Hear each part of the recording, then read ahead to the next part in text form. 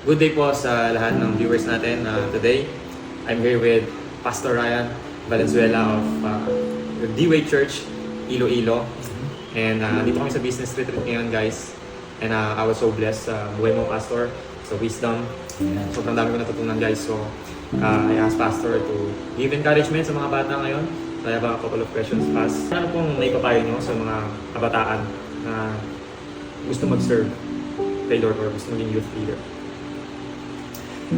For the young people, mga kabataan na gusto mag-serve kay Lord, gusto maging youth leader, the first thing na dapat natin i-check palagi is our heart for God. Establish always your relationship with God. Relationship over everything. So, presence over ministry. Lahat naman tayo pag mahal na natin ng Panginoon, gusto natin mag-serve. Pero pag nag-serve tayo at inisip natin at yan ay magbibigay sa atin ng mas maraming blessing or iba kaya mas mahal tayo ng Panginoon, opposite yan. Dapat focus on your relationship with God, focus on loving God, focus on knowing God. At kapag kilala mo ng Diyos, mahal mo ng Diyos, next thing you know, you want to serve. It's impossible not to want to serve. Kapag ang tao ay nagmamahal, talagang magsiserve niya. Imposible hindi ka mag-desire to serve in the kingdom of God, to lead other people to Christ if you've already experienced Christ, the love of Christ. I think that would be quite a simple thing. Focus on your relationship with Jesus, and then everything else will follow. Pati yung service, pati yung leadership, lahat ng mga open doors for ministry, mag-open din. Overflow yung joy ng Pastor. Amen. I was just talking to Brother North, and they were talking about the anointing. Sabi ko sa kanila, do not minister out of your own anointing. Minister from an overflow of your anointing. Amen. Kasi dapat palagi tayong puno. Pero, hindi mo pwedeng ibigay yung sa'yo. Dapat yung binibigay mo, yung overflow mo na. Diba sabi sa Psalm 23, the anointest my head with oil. Anointing, oil. Ang next verse is, my cup runs over, or overflows. So, kung gusto mo mag-minister sa tao, ang minister natin dapat palagi isang overflow natin. Hindi yung wala ka nang ibibigay ko yung sa'yo. Dapat ikaw, filled ka muna. At kung puno ka na, yun yung overflow mo, yan yung ministry mo. At hindi ka mauubusan, hindi ka mag-burn out, hindi ka ma-frustrate. Kasi overflow mo yun. Pero hindi ka naman mag-overflow kung hindi ka puno. Yes. Dapat punong-puno ka talaga ni Lord. Punong-puno ka ni Lord, punong-puno. Nag-overflow ka na. Yung overflow, yun yung ministry mo. Napakaganda. By the way, shoutout kay Kuya North, husband po ni Ate Venus na sobrang bait humble niya. Amen. Thank you, Pas. Second question po, in your experience, ano po ang mga katangian na dapat tagayin ng isang kabataan na gusto mag-serve kay Lord or isang youth leader kasi iba parang na-push lang sila doon because of lumaki sila sa Christian family without being equipped. Allow me to answer this question indirectly. Kasi there was a time in my generation and the generation after mine, by the way, I'm in my 40s now, but the generation after mine, yung mga 30s ngayon, tsaka mga late 20s, parang meron silang, parang ang hirap nilang dalhin kay Lord, parang meron silang something sa pag-iisip nila na very worldly or very politically correct or very liberal. But right now, at least experience namin sa church, pati sa Amerika, sa Europa, there is a great revival happening with the Gen Z. Yung mga Gen Z, Gen Alpha, sila yung nagre-revival, sila pumupuno ng mga church ngayon. For some reason, yung mga churches ngayon, ang dami niya, dumadami sila. Di ba, ini-expect natin yung next generation para mawawala ng desire kay God. But for some reason, and that's what's happening, kahit sa church namin, yung next generation nag-rise up. So, having said that, ano ba kailangan taglayin ng isang young person para makaserve sila sa Panginoon or for leadership or going back kanina sa sinabi ko, kung kanina anong dapat gawin, ngayon ang dapat mong taglayin is, again, is very basic, is very simple. Kailangan mong taglayin ang nakuha mo sa Diyos. You really need to desire God. Di ba sinabi nga ni Kuya RD, kailangan mo ng mga kairos moments. Yes. Yung mga kairos moments na yun, nandiyan na yun, in-establish na yun ng Diyos. Sabi ng Biblia, for with every test, every trial, He makes a way of escape. So yung mga temptation, dumadating, yung mga trials, yung mga downtimes, may mga escape na nilalagay na si Lord dyan para tayo maka-escape dyan at ma-bless tayo. So marami tayong kairos moments actually sa buhay natin. Nandyan na yan. So if dinesire mo yan, I think you were here kanina, nag-usap tayo, di ba, for lunch? Opo. Tapos we were talking about na if you really desire God intentionally and if you really ask Him, imposible hindi ka niya sasagutin. Parang hindi ako naniniwala na you inquire of the Lord or you ask Him, tapos hindi ka niya sasagutin. Sabi niya kasi sa Jeremiah, call unto me and I will answer you and show you great and mighty things which thou knowest not. So, imposible, nagbigay ng pangako ang Diyos na pag dinesire mo siya, hinanap mo siya with all your heart, makikita mo talaga siya. In one way or another, mag-reveal ang Diyos. Amen. You will seek me and find me. Amen. When you seek me with your whole heart. Amen. Ganda. Thank you, Pas. Third question po. By the way, Pas, nabanggit nyo na there's a great revival sa mga Gen Z, Gen Alpha. I think social media sobrang laking influence na. So true, so true. What do you think po, mas lamang ba yung pagka-disadvantage ng paggamit ng social media ng mali? Or mas nakikita yung evidence na ginagamit siya ng Diyos ngayon for fulfillment of end times na mag-preach yung gospel? Para sa akin, if God blesses, it doesn't matter if it comes from the devil's pocket. So, although, pagpalagay na lang natin, I don't have the figures with me right now, pero pagpalagay na lang natin that majority of the people on social media is wicked. Kahit sa 1,000,000 tao na wicked, may 10 tao lang na righteous. The light of the righteous 10 will always outshine and shine in the darkness of the more than 1,000,000 who are unrighteous. Kung kaya, like a king, what he is doing right now is reaching so many people. Pagpalagay natin, siguro mas maganda kung may 1,000 pang king. Pero kahit 1 king lang, kahit 10 king lang, 10 king na yan ay nag-reach out, that's bright enough to change the world. For me. And of course, mas maganda, mas mainam kung mas marami. Pero sabi ko nga sa team noon, sa start kami ng church sa Iloilo, sabi ko, give me 10 who are hungry for God. And I will conquer this city. Ayoko ng 100 na churchgoer. Bigyan mo ko ng 10 na radical. And we are gonna conquer the gates of hell. And we will save our city from the name of the Lord Jesus Christ. Hallelujah. All by the grace of God. By the grace of God, indeed. Third question po, Paz. Sa tingin niyo po, paano naman inuhubog yung mga kabataan para maging future leaders sa church? Paano ba yung any thoughts? Paano yung dapat Paano hubugin ang mga kabataan ngayon, like sa church, para maging future leaders or future righteous men? Dapat, I think, for me, young men should be trained and young women should be trained. Number one, for men to be men and women to be women. Men and women of God. End of story. So, the church plays a big role here. So, kaya nga dapat ang church mag-step up. Dapat every time ang tao pumupunta sa church, naririnig niya ang gospel. Kasi pag hindi naririnig ang gospel, sabi ng Biblia, God chose the foolishness of preaching to save them that believe. Faith cometh by hearing and hearing by the word of God. Walang pananampalataya, walang faith kung walang word of God. So I think the church plays a pivotal role. I think the church, hindi pwedeng matakot ang church sa cancel culture. Huwag sasabihin ito kasi baka may ma-offend. God did not call us to be afraid of being cancelled. In fact, when we meet the Lord one day, He's not gonna say, well done thou good and politically correct servant. Well done thou good and politically neutral servant. There's sa Bible, well done thou good and faithful servant. Faithfulness. Anong faithfulness nila? Pag binasa mo yung parable na yan, ano yung faithfulness ibig sabihin? Yung faithfulness nila sa pag-expand ng binigay ng Panginoon sa kanila na investment. Tayo bilang church, binigyan tayo ng Panginoon ng napakalaking investment. Eternal treasures of the kingdom of God. So, may responsibilidad tayo dyan. Ang responsibility natin is to expand, to make sure na pagbalik ni Lord, alam niya na yung binigay niya sa'yo, talagang ginamit mo, in-expand mo, tinodong mo, to the maximum. Hindi ka takot kung sabihin ng tao, may death threats man, di ba? O may mga bashers. Doesn't matter.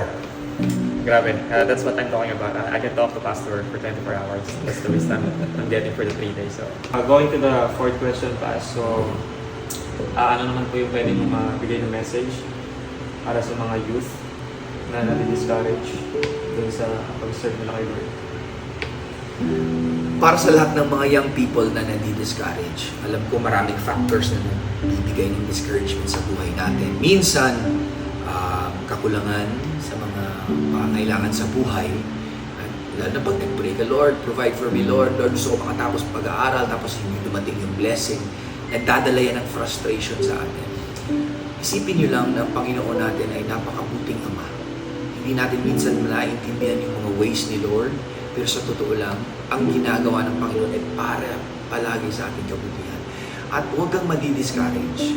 Kasi alam mo, that's the only thing that the devil is waiting. Gusto niya ma-discourage ka, gusto niya na malikod ka, kasi alam na alam ng demonyo ang potential ng mga kabataan. Alam na alam ng demonyo ang power na nasa sa inyo.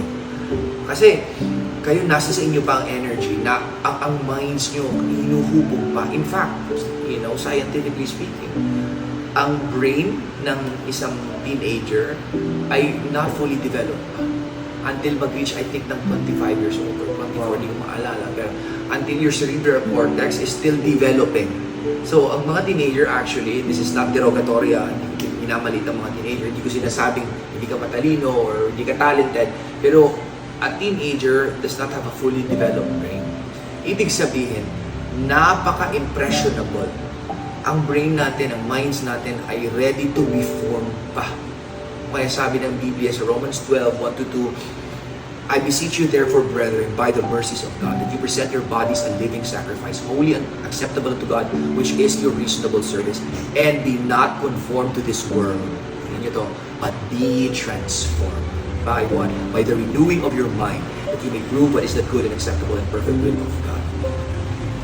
Ang gusto talaga ng demonyo ay siya ang mag-conform sa pag-iisip ng mga kabataan. Dahil moldable pa.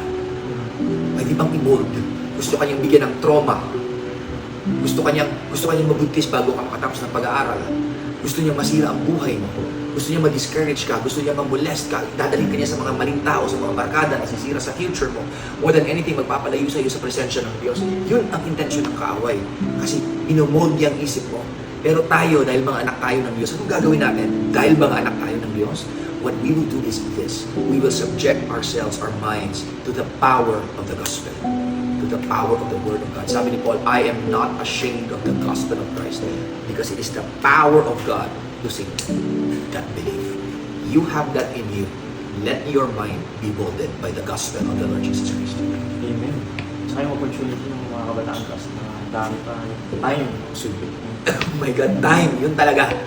My Lord, imagine mo, if you're like 15 years old now, wow. Naiingit ako minsan sa ibang mga kabataan na 15 years old pa lang sila, on fire na sila sa Panginoon. They have all this knowledge, they have all this. Kasi nung time ko, ng kabataan ko, growing up, I needed a lot of information. Pumulo ako sa information. Punta ka pa sa library. Ngayon, one click. Hindi lang sa YouTube, may Spotify, may AI. Ay, lalo mo. Grabe, nasa sa atin na. Sabi ko nga noon, kung sa panahon natin ngayon, mangmang ka pa rin, kasalanan mo na talaga yan. Katamaran mo na yun. Kasi pwede ka talaga mag-ito. May nabasa akong article bus. Sabi nito na the devil will not come. Vision 4. Ang ginagawa niya ngayon is parang iniba niya yung system Yeah. by generation Yes. to deceive many people. I agree with you 1,000,000%. Master ang demonyo sa packaging, repackaging. Same sense, iba-iba yung packaging. Lust of the flesh, lust of the eyes, and the pride of life. Pero iba-iba yung packaging, iba-iba yung style. Sabi ko nga sa church, kapag ang demonyo ay dumating sa iyo na mukhang demonyo, most likely guni-guni mo lang yun, or wala talaga siyang respeto sa iyo. Kung ang nakikita mo mga white lady, mga duwende, mga kapre, kung yun ang ano mo, mga aswang, mga bagat, mga multo, sabihin natin demonyo yan. Pero sa totoo lang, parang parlor tricks lang yan. Ang tunay na atake ng demonyo ay hindi mo mararamdaman. Hindi siya automatically nakakatakot. Usually, ganito mag-atake ng demonyo. Bigyan kita ng example. Magbabasa ka ng Bible, bigla kang aantukin. Gusto mo pumunta sa church, pero unahin ko muna yung assignment ko. Next week na lang. Napakasimple, di ba? Kasi ang harap niya, in front of you, parang okay naman siya, parang practical siya. Next week na lang. That is more dangerous. He doesn't come to you with a big, massive punch of deception. He tries to steal your soul with 1,000 little lies. Maliliit. Hindi mo alam. Minumove niya ng direction ng buhay mo. Next thing you know, wala ka ng gana sa Diyos. Hindi ka na nag-pray. Hindi ka na nagbabasa ng Bible. Wala ka ng gana sa mga fellowship. Hindi ka na pupunta sa church. Wala ka na. Ang heart mo malayo na sa Panginoon. May sasabihin niya, may dapat ka pang tapusin na project ko. So, hindi siya necessarily, alam mo ang demonyo, hindi lang kasalanan ang weapon niya. Carnality. Ang tool ni Lord, kasi spirit siya, ang ginagamit niya, spirit din. Anong ginagamit ni Lord? The Word of God. John 6:63, the words I speak unto you, they are spirit and they are life. Ang tool ng Diyos para buhayin tayo at iligtas tayo is the Word of God. Kasi spirit siya, spirit na ginagamit niya. Ang tool ng demonyo, spirit siya, pero ang ginagamit niya is ang flesh. Carnality. Ang ginagamit ng demonyo ay flesh. Ang ginagamit ng Diyos ay spirit, ang ginagamit ng demonyo ay flesh. Na pag sinabi natin desires of the flesh, hindi ibig sabihin kasalanan. Carnality is not necessarily sin. All sin is carnal, but not all carnality is sin. Like to eat is carnal, meaning of the flesh. To sleep is carnal, it's of the flesh. Pero master ng demonyo yan. Ginagamit niya yung para sa'yo, parang kailangan ko to eh, mag-me time muna ako kasi linggo ngayon. Nood muna ako ng sine, linggo ngayon pumunta ka sa church. Linggo ngayon magbasa ka ng Bible. Linggo ngayon maghanap ka ng lugar kung saan ka pwede magpuwi sa Panginoon. See, konting slight deviations, but that's how we attack. So I agree with what you said. Daming nakaka-relate no, lalo pag inaantok, pag nagbabasa ng Bible. Kala nila parang wala lang, but there's a spiritual warfare. Exactly. Subukan mo basa ng ibang bagay. Subukan mo basa ng magazine, ng comics, okay ka naman. Subukan mo basa ng nobela, okay ka. Subukan mo magbasa ng Bible. After 3 minutes, Oo. tulog ka na. Wala ka na. I'm not saying na pag naginawa ko yung nagalit ng Diyos, that's not the point. The point is, there is a spiritual attack. The devil hates the word of God. Absolutely. Thank you, Pas. And that leads me to the last question. If you go back to your younger years as a servant of God na po, ano po yung mga bagay na sa tingin nyo dapat yung ginawa, hindi nyo dapat yung ginawa, at bakit? Alam mo, Brother King, I've already asked myself that question many times. At inanalyze ko din ang sarili ko based sa, syempre matanda na ako ngayon, I'm older now. So, babalik ako, kaya sasabihin ko sa sarili ko. At ito yung sasabihin ko sa sarili ko. If I could go back in time, I will tell myself, stop wasting time. Kasi nung kabataan ko, nung 13, 14 years old, pakaramdaw parang ang dami na time. Ginagamit mo sa mga walang kwentang bagay. I'm not saying don't have fun. Pero napakaraming time na waste natin sa paglalaro ng computer games. I'm not against computer games. Pero may mga addiction sa computer games, panonood ng TV, sama sa mga barkada na hindi naman masama yun at the onset. Pero minsan nasusobrahan siya. Minsan marirealize mo, napakalaking time kinuha sa'yo. Imagine mo kung 13 years old ka, outside sa pag-aaral, minsan, palagay natin sa mga kaibigan mo. But then, a big chunk of your time, ibigay mo sa Word of God, sa Gospel. Imagine what you could be when you're 18. Imagine what you will be when you're 30. Oh my goodness, that is so exciting. Tingnan niyo si King. Hindi pa siya nagta-30. Ang kakastart pa lang ng ministry. Tingnan niyo, 1 million plus followers. Imagine if you started at 21. Yeah. Imagine that. Whew. Redeeming that time because the days are evil. Sabi ng Biblia, remember your Creator in the days of your youth. Specific, hindi lang in the days of your life, but in the days of your youth. Tsaka marami na tayong platform na pwede natin ma-maximize. Social media, isang click mo lang sa ibang bansa na. So, yung mga generation ngayon na addict sa social media, they can maximize it. True. Sa church nga namin, and I give this an advice, hindi naman necessary na kailangan puro gospel, wala talagang fun or ano. Well, if you can do that, okay. Pero, just think about it. Kung ang page mo, sabi mo nga sa mga people, dapat pag ang tao pupunta sa Instagram, Facebook mo, TikTok mo, hindi aabot sa 3 scroll na born again ng tao. Dapat pag tinignan ng tao social media mo, alam na Kristiyano. Halatang halata na anak ka ng Diyos. Pag ang tao hindi nila alam na Kristiyano ka, pero Kristiyano ka pala, something is wrong. Something is definitely wrong. Lalo na sa kung paano pinoproject si Jesus sa mundo.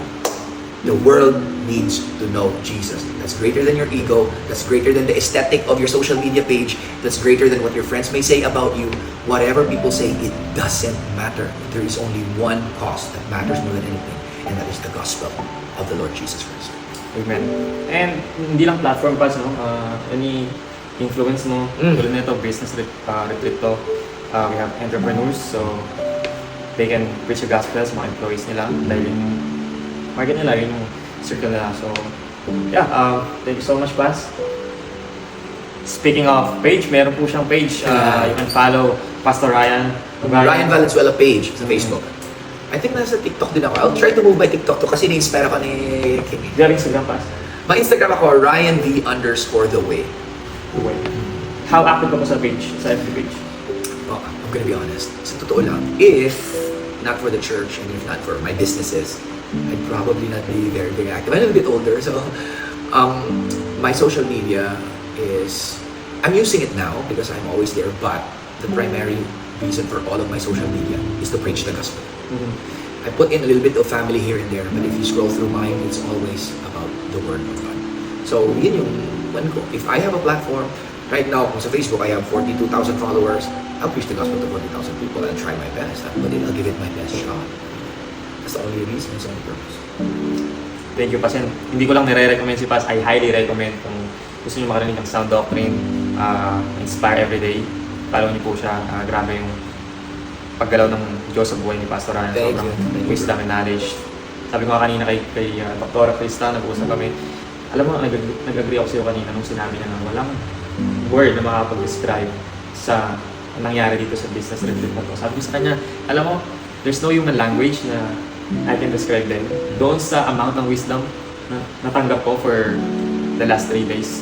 And Pastor Ryan was one of the people who inspired me and, you know, bestowed those wisdom na never gonna encounter kahit kanino. So thank you so much, Pastor. God bless you. God bless you. And before we end, I also want to say thank you kay King. Thank you for him sa buhay niya. And everyone, keep on supporting, keep on sharing, keep on posting, and let's spread the gospel together. Yes. Bumalik na si Jesus. Amen. God bless you. God bless you all.